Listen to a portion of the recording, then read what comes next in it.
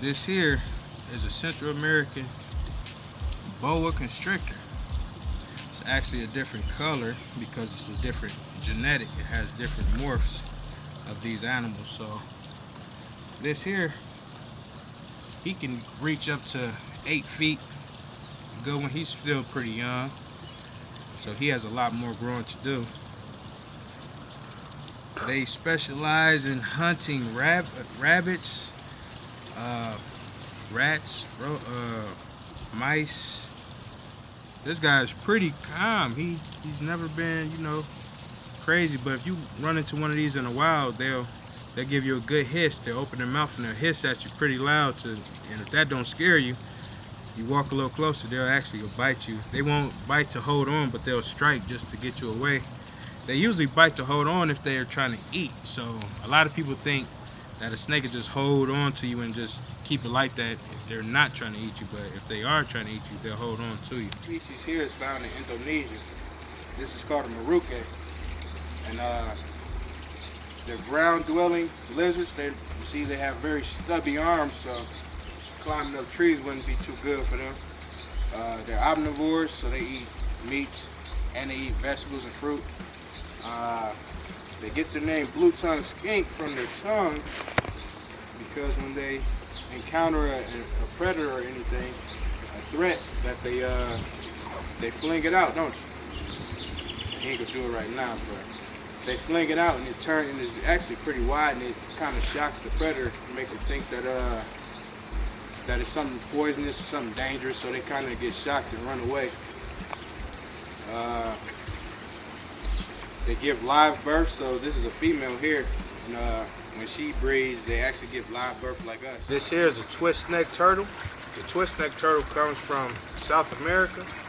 As you can see, it's named twist neck turtle because when it puts its head in, usually turtles' necks usually go back right in their shell. If you see his, he's very active. Their neck actually turns to the side, so it goes sideways, but he's real friendly, so he ain't gonna just do it. He ready to just see what's going on, but they're omnivores too. They mostly like meat, so like bugs, worms, anything like that. They like that more than actual veggies and fruits, but they will eat them. They're semi-aquatic, which means they go from land to water, so they don't spend most of their time on land and they don't spend most of their time in the water. They actually go back and forth because they have to stay hydrated. This here is the Central American wood turtle. They're from South America. They're omnivores, so they eat meat and veggies, fruits. He actually likes bananas pretty good. They have a pretty unique shell. Not many animals with turtles that have shells, that have many patterns on them like this either. So their meat would be worms, earthworms, crickets, roaches. This is a male. You see the male's tail here is a lot longer than other turtles. So this here is called ball python. These are from Africa. You see they come in different colors because there's different genetics, just like people. So they eat, of course, no snake on earth is a vegetarian, so of course they eat meat, so their prime prey are mice, rats, gerbils. In the wild they actually eat gerbils, so that's kind of interesting to see, and people actually have gerbils as pets. So it's kind of crazy to see people with pets as food, so they need heat from the sun to digest food and stay active. If they get too cold, they can get sick. They can get what we call like a respiratory infection. So all reptiles need this, some more than others. These they actually kill by constriction.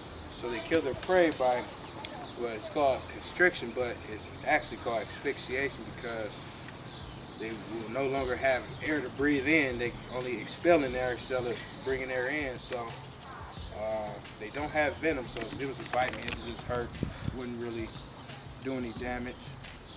These here are called ball pythons because when they get scared, instead of attacking, they actually tuck their head in around their body and wrap their body around their head so they won't get any damage to their face. This one here is actually just a normal, but she carries the albino gene. Her father is albino and her mother looks just like her as a normal. This one here is a banana ball, and this banana ball actually is a rare gene. You know, you won't just see these kinds just anywhere. You know, you'll see them at reptile shows, but like you won't find these pretty much at you won't find them at Petco, PetSmart, places like that. And of course, they call it a banana ball because as they get older, they get black spots on them just like a banana does. So this right here is a green iguana. These are mostly found in the Caribbean, Mexico, and of course you can find them in Florida because they're an invasive species. They eat vegetables. They're vegetarian, so they eat vegetables, fruits. Occasionally, you can give them hornworms, mealworms, stuff like that. The males, they usually have bigger spikes. This is a juvenile, so he's probably only like 2 years old. His spikes will get about another 2 inches. He'll get about probably another 4 feet. So males, they get around like 6 feet now. They're really docile for the most part. I wouldn't use these as a first pet to have for a kid or anything because you have to teach kids about certain animals that they don't see every day. I don't bring dogs and cats. I bring snakes, lizards, turtles, exotic, smaller animals for now. To get in contact with me, you can go to my Instagram, which is creature_teacher88. My animals I actually hold them myself. My kids hold them. I do birthday parties, so kids hold them. Other kids hold them. Adults hold them. So pretty much I'm bringing a lot of life to a party. You know, that's just, if it's decorated with animals, it's cool. But if the animals can be there in real life, it's a lot better. So just the engagement, you know, with the animals and seeing like the smiles and answering the questions of the kids and just seeing like so many kids and adults, you know, just asking me questions, and I know pretty much all the answers, and if I don't know, I can always get back to them on it. But for the most part, it's just seeing like seeing the same love that I have for animals, seeing them in people's faces when I bring my animals.